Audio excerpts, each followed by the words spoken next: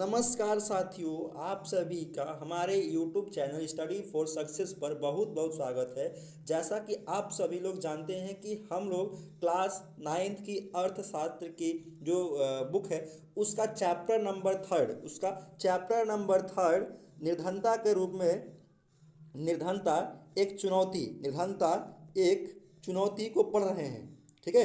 और आज उसी में से एक टॉपिक है जिसका नाम है असुरक्षित समूह। क्या नाम है उसका? टॉपिक का नाम है असुरक्षित समूह। यानी इस असुरक्षित समूह से मतलब है कि भारत के अंदर रहने वाले लोग के अलग अलग वर्गों में विभाजित हैं, अलग अलग समूहों में विभाजित हैं। लेकिन ऐसा नहीं है कि हर एक वर्ग गरीबी से प्रभावित है। कुछ वर्ग क्या है, ज़्यादा गरीबी से प्रभावित है, निर्धनता से प्रभावित है, कुछ कम है। तो आज हम लोग उसी को देखेंगे कि भारत के अंदर ऐसा कौन सा जो ग्रुप है जो सबसे ज़्यादा गरीबी से प्रभावित है और सबसे कम कौन सा ग्रुप है जो सबसे कम गरीबी से प्रभावित है। तो आप यहाँ पर देख सकते हैं कि देखिए कि भारत में लिखा गया है कि नीचे लोगों का अनुपात जो है, लोगों का अनुपात भारत में सभी सामाजिक समूह और आर्थिक समूहों में एक समान नहीं है। जो सामाजिक समूह निर्धनता का प्रति सर्वाधिक असुरक्षित हैं वे हैं अनुसूचित जनजाति, साथ में अनुसूचित जाति। यानी भारत में एससी और एसटी के जो लोग हैं वो बहुत ज़्यादा क्या है, निर्धनता से प्रभावित हैं। आप यहाँ पर डाटा और देख सकते हैं। अगर हम लोग दूसरे समूह में बांटें तो एक ग्रामीण परिवार में कृषक परिवार है वो ज़्यादा प्रभावित है, साथ साथ में शहर के अंदर अनियमित मजदूर है वो ज़्यादा प्रभावित है। तो क्या हो गया, आप यहाँ पर तीन चीज़ें देख सकते हैं आप कि एक तो एस सी एस टी, दूसरा क्या है शहर के अंदर, ग्रामीण के अंदर कृषक परिवार, और साथ में शहर के अंदर अनियमित मजदूर क्या है, प्रभावित है इसी से। किससे से? गरीबी से बहुत ज़्यादा मात्रा में है। तो आप यहाँ पर कुछ डाटा भी देख सकते हैं। डाटा को भी ध्यान से देखिए, यहाँ पर लिखा गया डाटा क्या है। देखिए तो यहाँ डाटा लिखा गया है कि निर्धनता रेखा के नीचे लोगों के औसत भारत में लगभग 22%, यानी 100 में से 22 लोग क्या है, गरीबी रेखा के नीचे हैं। ठीक है, ये तो पहले पता है कि 200 हम लोग 22% पे आ गए। जैसे कि हमने बताया था कि एक 45% से फिर 37.2%, 37.2 से फिर हम लोग 22% पहुंच गए हैं। और ये इसका 22% का मतलब ये है कि 100 में से 22 लोग क्या अभी भी निर्धनता रेखा के नीचे जीवन यापन कर रहे हैं। और देखिए यहाँ पर अनुसूचित जनजाति के 100 में से 43 लोग जो क्या है, निर्धनता रेखा के नीचे हैं। उसी प्रकार नगरीय क्षेत्रों में 34% क्या है, अनियमित मजदूर गरीबी रेखा के नीचे हैं। उसके बाद लगभग भारत के जो ग्रामीण क्षेत्र है वहां पर भी 34% अनियमित कृषि ग्रामीण क्षेत्र के अंदर भी ज़्यादा मात्रा में निर्धनता से प्रभावित हैं। उसके बाद 29% क्या है, जातीय निर्धन है, अनुसूचित जातियों के लोग यानी एससी के लोग, है ना। एसटी में कितना है, एसटी में लगभग 43% है, एसटी में कितना है, लगभग 29% है। ठीक है, आप यहाँ पर डाटा के रूप में यहाँ भी देख सकते हैं। देखिए अनुसूचित जनजाति की जो परसेंटेज है वो क्या है, 43 करीब में है। उसी प्रकार यहाँ पर देख लीजिए अनुसूचित जनजाति का देखिए 29% है। भारत के अंदर औसत 22% है आपको।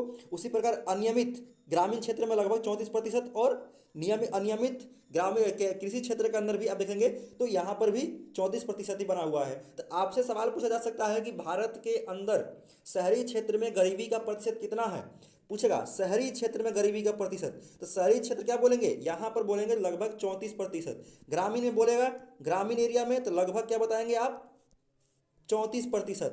लेकिन बोलेगा कि भारत के अंदर एससी समाज से ऐसे कितने प्रतिशत लोग गरीबी रेखा के नीचे आते हैं, तो एससी वाले लगभग 29 है और एसटी वाले देखिए यहाँ पर एसटी वाले कितने हैं, लगभग 43 के पास, 43 करीब में है। तो आप इस बात का बिल्कुल इस डाटा को याद रखेंगे क्योंकि हमारे पास जो डाटा है अभी तक 2011-12 में जनगणना हुई है और उस जनगणना के आधार पर हम लोग अपने पास डाटा को याद करते हैं। ठीक है ना, चलिए आगे बढ़ते हैं हम लोग। यहाँ देखिए कहानी हमारे लिए दिया गया है, हमारे इंपॉर्टेंट नहीं है, लेकिन हमने क्या किया है, लगभग 1990 के बाद जो क्या किया, लगातार क्या कर रहे हैं हम लोग, गरीबी जो दूर करने का प्रयास कर रहे हैं, गरीबी को लगातार दूर करने का प्रयास कर रहे हैं, है ना। जैसे कि हम बताए थे कि 45% था, 45 से 37% आया, 37% से लेकर हम लोग क्या करें 22% आ गए और लेटेस्ट डाटा देखेंगे तो इसमें लगभग हम लोग 10% के करीब आ चुके हैं। तो आप देख रहे हैं कि भारत सरकार लगातार इन क्षेत्रों पर, विशेष क्षेत्र कौन कौन से हैं, अनुसूचित जनजाति, ग्रामीण कृषि श्रमिक, अनियमित शहरी मजदूर, इन सबको फ्री राशन या फिर सुख सुविधा, फ्री राशन साथ में कुछ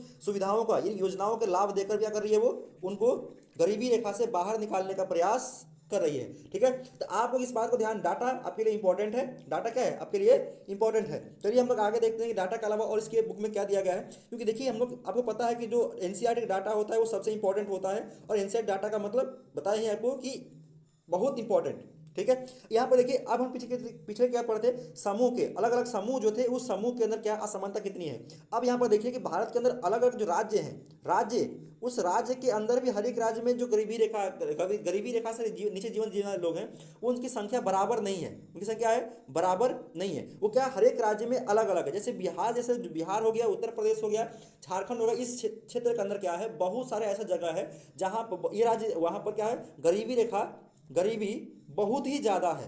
क्या है, ज़्यादा है। ठीक है ना। तो आप मैप के अंदर देखिए, सॉरी मैप बोले डाटा के अंदर देखिए, डाटा में देखते हैं तो आपको पता लग जाएगा कि भारत के अंदर जो अंतर्राज्यीय जो गरीबी रेखा की विभिन्नता है वो हमें दिखाई देती है। तो यहाँ पर देखिए लिखा गया है कि 2011-12 में भारत में निर्धनता लगभग 22% थी। ये इसको याद कर चलिए क्योंकि डाटा बार बार 22% आ रहा है। यानी आपसे पूछा गया कि भारत में 2011-12 के अनुसार ओवरऑल कितना गरीबी रेखा था, गरीबी के परसेंट कितना था, तो आप लोग 22% याद करेंगे। उसके बाद देखिए कि कुछ ऐसे क्षेत्र हैं जहाँ मध्य प्रदेश, असम, उत्तर प्रदेश, बिहार, ओडिशा में निर्धनता अनुपात राष्ट्रीय अनुपात से ज़्यादा है। यानी भारत का जो निर्धनता अनुपात राष्ट्रीय अनुपात कितना है, लगभग 22% है। कितना है, 22% है। और इन जैसे स्टेट के अंदर आपको गरीबी 22% से ज़्यादा दिखाई देगी, 22% से ज़्यादा दिखाई देगी। जैसे यहाँ पर देखिए बिहार और ओडिशा में, बिहार में लगभग 33.7% यानी लगभग 34% लोग गरीब हैं 100 में से। उसी प्रकार ओडिशा के अंदर 32.6 यानी लगभग 33% लोग क्या है, गरीबी रेखा के नीचे हैं। तो आप इस बात को ध्यान रखेंगे कि ऐसा सवाल भी बन सकता है कि निम्न में से ऐसा कौन सा राज्य है जिसकी गरीबी रेखा भारत के राष्ट्रीय अनुपात से ज़्यादा है। यानी ऐसा कौन सा राज्य है ना, ऐसा कौन सा राज्य है जिसका निर्धनता अनुपात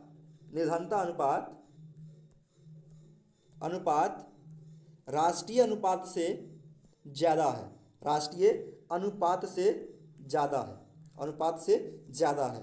अब इसमें क्या होगा कि आपको ये 4-5 स्टेट का नाम दे दिया जाएगा, उसमें से आपको एक टिक लगाना होगा, है ना। तो अब क्या कर सकते हैं इसके अंदर, तो कौन कौन से राज्य हैं जो हमारे निर्धनता अनुपात से राष्ट्रीय अनुपात से ज़्यादा हैं। तो पहला जो स्टेट है आपको यहाँ देखिए तो एमपी है, मध्य प्रदेश है, इन सबका नाम याद कर लिए। दूसरा क्या है, आसाम है ना, आसाम है। तीसरा क्या है हम लोगों का, ये उत्तर प्रदेश है। चौथा देखिए आपका बिहार है ना, बिहार। और पांचवा क्या है आपका, पांचवा यहाँ पर देखिए ओडिशा। इसलिए इंपॉर्टेंट है आपको ये सब, क्या है आपके लिए इंपॉर्टेंट है कि निम्न में से ऐसा कौन सा राज्य है जिसका निर्धनता अनुपात राष्ट्रीय अनुपात से ज़्यादा है। तो आप इन 5 स्टेट का नाम याद कर सकते हैं। ठीक है, अगला देखते हैं आगे। डाटा पूरे बुक में डाटा दिया गया है, तो डाटा को क्या करेंगे फिर हम लोग ध्यान से देख लेंगे। ठीक है ना, चलिए ठीक है, आगे बढ़ते हैं हम लोग। चलिए आगे बढ़ते हैं। देखिए अब यहाँ पर देखिए कुछ ऐसे राज्य भी हैं जहाँ पर क्या है कि निर्धनता रेखा जो है वो लगातार घट रही है, यानी लगातार गिर रही है। तो यहाँ पर देखिए कि जो केरल, तमिलनाडु, महाराष्ट्र, आंध्र प्रदेश, तमिलनाडु, गुजरात, पश्चिम बंगाल में निर्धनता रेखा उल्लेखनीय गिरावट आई है। पंजाब और हरियाणा में उच्च कृषि वृद्धि दर से निर्धनता रेखा में कमी आई है। साथ साथ में पश्चिम बंगाल में भूमि सुधार उपायों ने निर्धनता रेखा कम करने में बहुत ज़्यादा योगदान दिया है।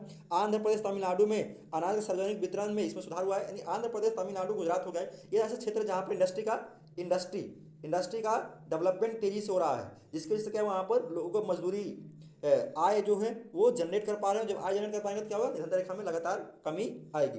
अब देखते हैं कि वैश्विक परिदृश्य क्या है, यानी पूरे दुनिया में निर्धनता क्या स्तर है। यहाँ पर देखिए आपको बताए थे कि 1.9 डॉलर पर व्यक्ति, $1.9 पर व्यक्ति पर डे कमा रहा है। कितना, पर व्यक्ति पर डे की बात कर रहे हैं, है ना।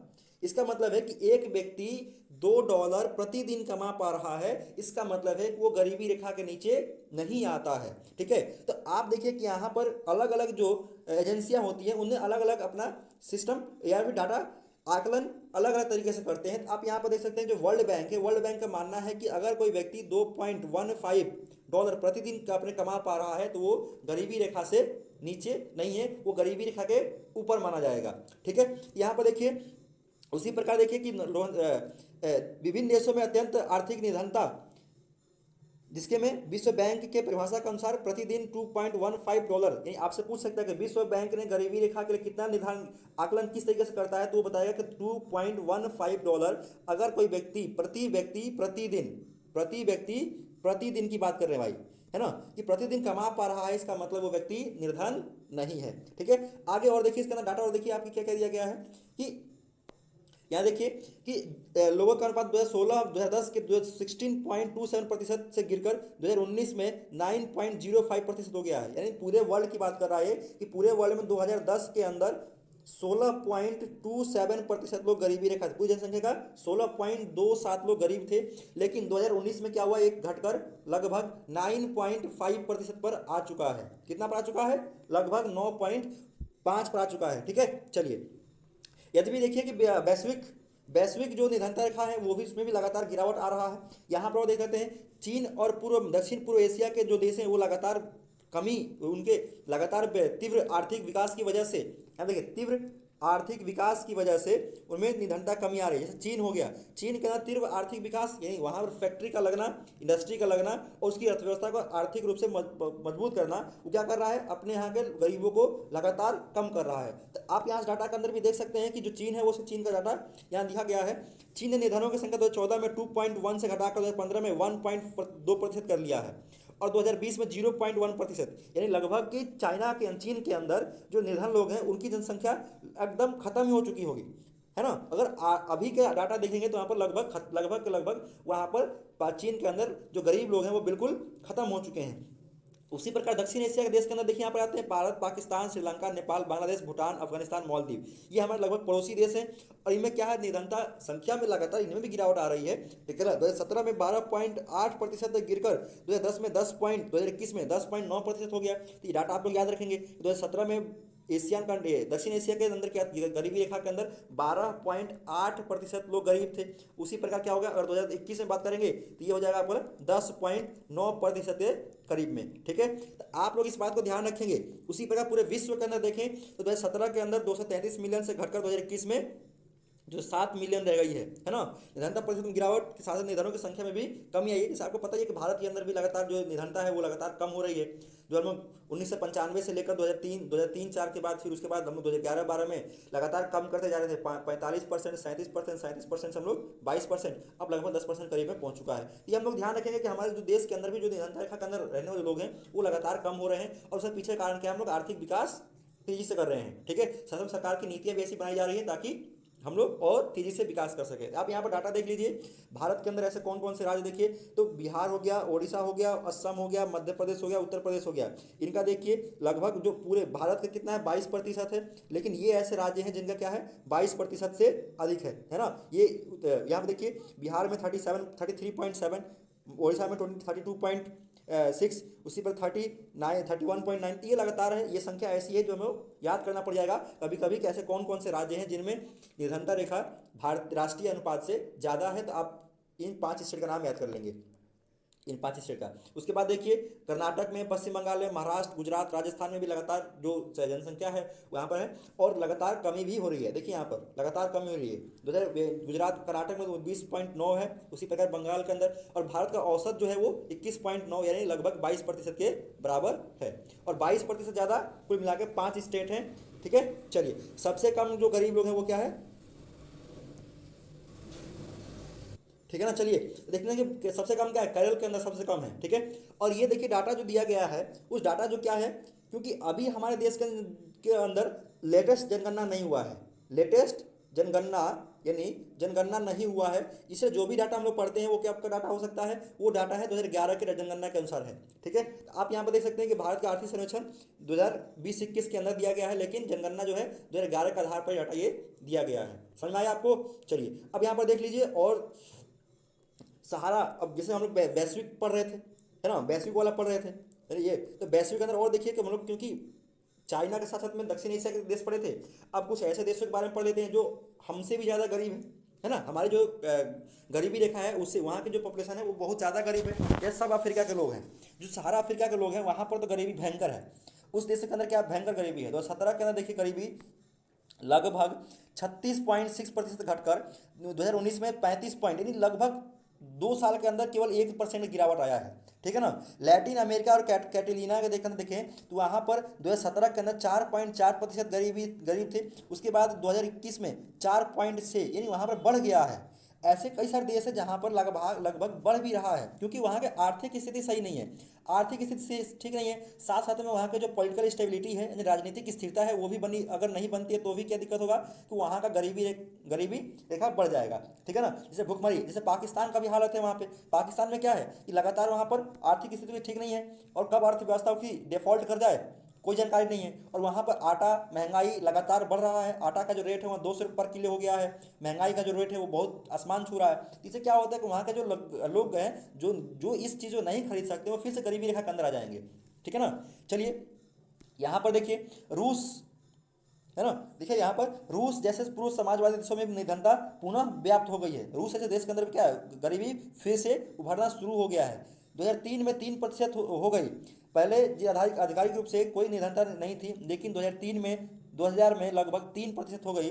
और यहाँ पर देखिए निर्धनता का बता ही दिए कि अंतर्राष्ट्रीय मानक क्या है। अंतर्राष्ट्रीय मानक $2.15 प्रतिदिन से जितनी भी लोग कम नीचे कमा पा रहे हैं, वो निर्धनता रेखा के अंदर आ जाते हैं। यानी सिंपल समझिए, तो अगर कोई परिवार, अगर कोई व्यक्ति $2.15 से कम कमा पा रहा है प्रतिदिन, तो वो क्या है, निर्धनता के नीचे आता है, यानी गरीबी रेखा के अंदर शामिल है, ठीक है। बात समझ में आई आपको। तो इस डाटा को भी याद रखेंगे। और इसने ये डाटा किसने बनाया हुआ है, ये डाटा है वर्ल्ड बैंक का। किसका है ये, वर्ल्ड बैंक का डाटा है। उसने बोला है कि अगर कोई व्यक्ति $2.15 से प्रतिदिन कम कमा पा रहा है, इसका मतलब ये है कि वो गरीबी रेखा के नीचे जीवन यापन कर रहा है। और आपको पता है कि पूरा विश्व का लक्ष्य ये है कि लगभग 2030 तक हम लोग क्या करेंगे, 2030 तक गरीबी को खत्म करेंगे, ठीक है ना। ये क्या है, संयुक्त राष्ट्र का लक्ष्य है। आपसे ये सवाल भी पूछ सकता है, संयुक्त राष्ट्र के द्वारा कब तक कब तक गरीबी को खत्म करने का, पूरे विश्व से कब तक गरीबी खत्म करने का लक्ष्य रखा गया है। तो आप यहां पर 2030 लिखेंगे, है ना, ऑप्शन में 2030 को टिक मारेंगे। आप ध्यान से समझ लीजिए इस बात को कि आप वहां पर 2030 लगाएंगे, ठीक है। तो आप यहां पर और भी देख लीजिए कि अब यहां पर डाटा देख लीजिए, डाटा थोड़ा सा देख लेते हैं। नाइजीरिया जहां पर 30.9, है ना, प्रतिशत जो क्या है गरीब है। बांग्लादेश 9.6, बांग्लादेश की जनसंख्या हमसे भी कम हो गया है भाई। बांग्लादेश ऐसा गरीब लोग, है ना। भारत में 2021 में लगभग 12% करीब आ गया है। कितना, लगभग 12%। पाकिस्तान 4.9।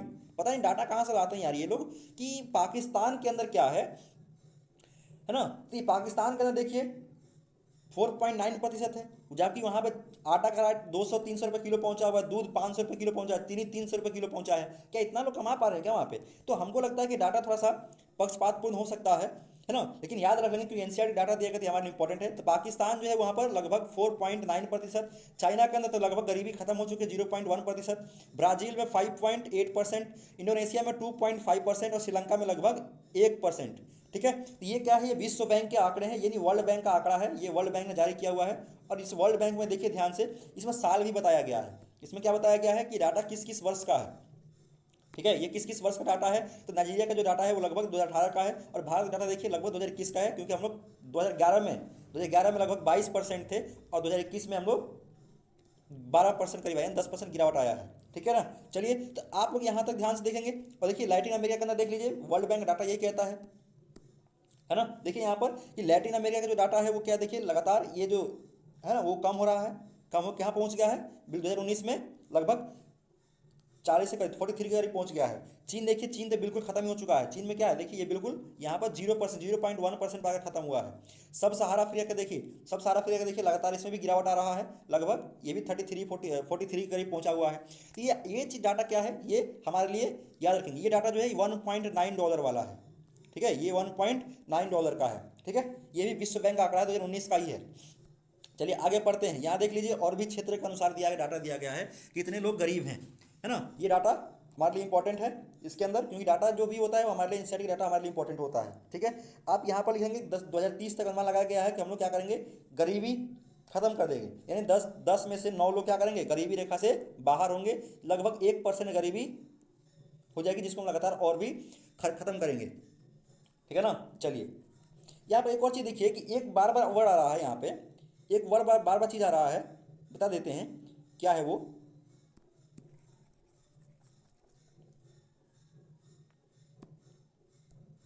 यहाँ देखिए एक वर्ड है, इसका नाम है PPP, अब देखिए यहाँ पर इसमें डाटा के अंदर भी लिखा गया पीपीपी। कहाँ गया डाटा भाई इसके अंदर, देखिए कि हाँ ये देखिए ये है, सॉरी इसमें नहीं है पीपीपी, दिखाते हैं। क्या देखिए पीपीपी, ये पीपीपी लिखा गया है, ये पीपीपी।